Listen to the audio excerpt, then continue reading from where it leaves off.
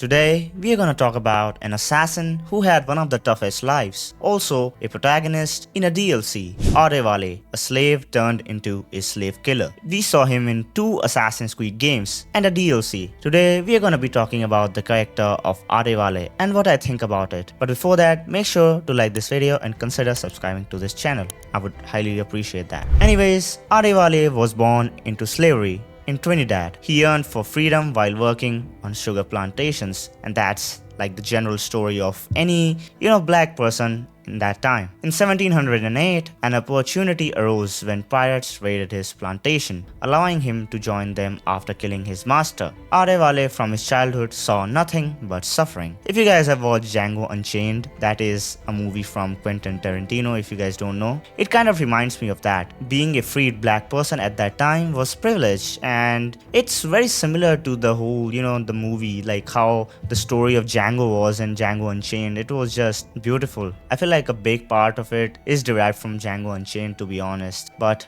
anyways, Adewale after that spent several years learning piracy skills but was captured in 1715 when the ship ran aground of Havana. It was captured by the Spanish. Due to his language proficiency, he became an interpreter for Spanish authorities and was imprisoned on a ship in the Spanish treasure fleet bound for Spain. This is where the story of Black Flag starts. If you remember that Edward meets him in this fleet where both of these guys are held together but free themselves ultimately. Adewale then obviously becomes Edward's quartermaster when they, get their own ship. Now, even though at this point Adewale is skilled enough to become the crew captain of that ship, he hands it over to Edward because he knows that the crew will not accept him. It's just how it was in that time. He is also introduced to Edward's acquaintances. During his time on the Jackdaw, Adewale served Edward diligently, ensuring the ship was in a seaworthy condition, keeping the crew organized and wherever possible, pointing out locations and ships of interest. At one point, he kind of becomes frustrated at Edward because Edward was way too much in the search of an observatory. But ultimately, Adewale wanted to maintain his position as a quartermaster, and Edward was probably one of the few guys who respected him. Throughout the game, Adewale and Edward have their disagreements, but still, they keep it together. And I think because of Edward,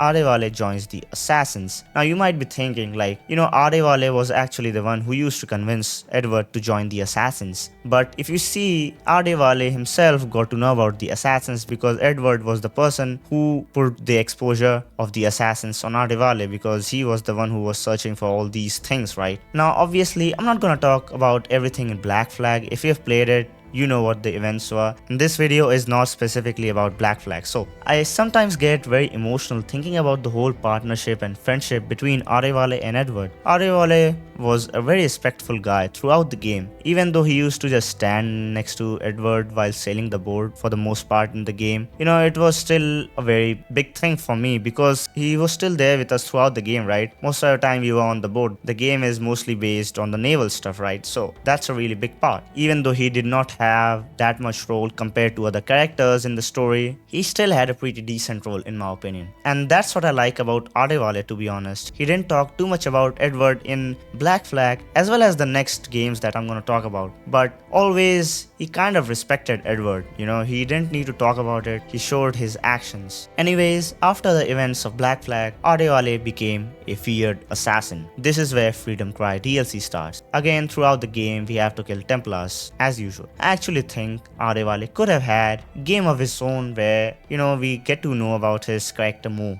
Obviously he was not that big of a character, to be honest, but still a character whom we can make a video on. Throughout this game, he also has the French governor, the Fayet, on his target. Now, the French governor conducted an event, and in that event, they talked about mapping the circumference of the earth to provide the French with accurate geographical knowledge, far surpassing that of its national rivals.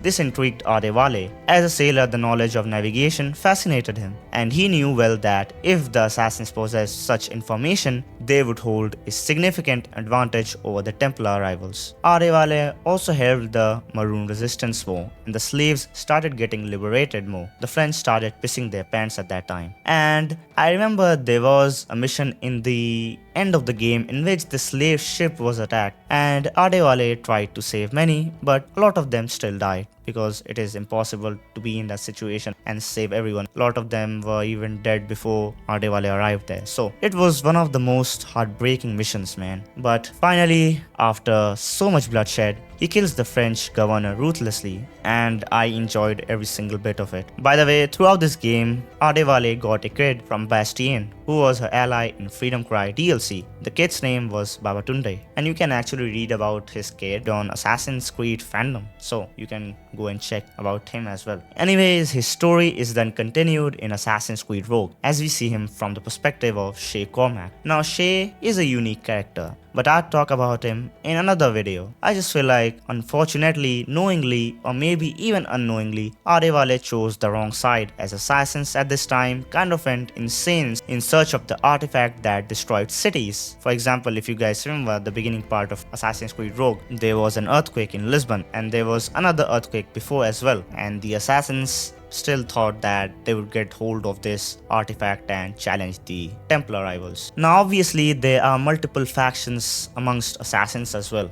Adewale was from the West Indies Brotherhood, and this was the colonial brotherhood that did this much destruction to find the artifact. It can be a reason that Adewale trusted the colonial brotherhood too much, and Achilles as a mentor of it was just not good, to be honest. Achilles just looked way arrogant. Now, despite Adewale knowing that the French owned slaves in the West Indies, he helped them because the French were allies of the colonial brotherhood. And I know it's pretty weird kind of connection these guys have, to be honest, and that's what I like about Assassin's Creed. Nothing is completely black and white. We are in shades. Now, if you have played Assassin's Creed Rogue, we all know that Shay betrays the Creed and joins the Templar, which I personally felt was justifiable, and because he became a Templar, he had no other option than to chase and kill Adewale. But if you still remember, there was actually a cutscene in Assassin's Creed Rogue in which Shay talks about Adewale and how he thinks that, Adewale was a good guy, and Shay till the end still felt like he likes him despite of him being a Templar, but he had to kill him. He had no other option, right? Unfortunately, this time Adewale was on the wrong side. Adewale till the end believed that the colonial brotherhood was good, and Shay had no other option but to kill Adewale. Weirdly, I liked both Adewale and Shay, and sad at the same time that one had to die, and it was Adewale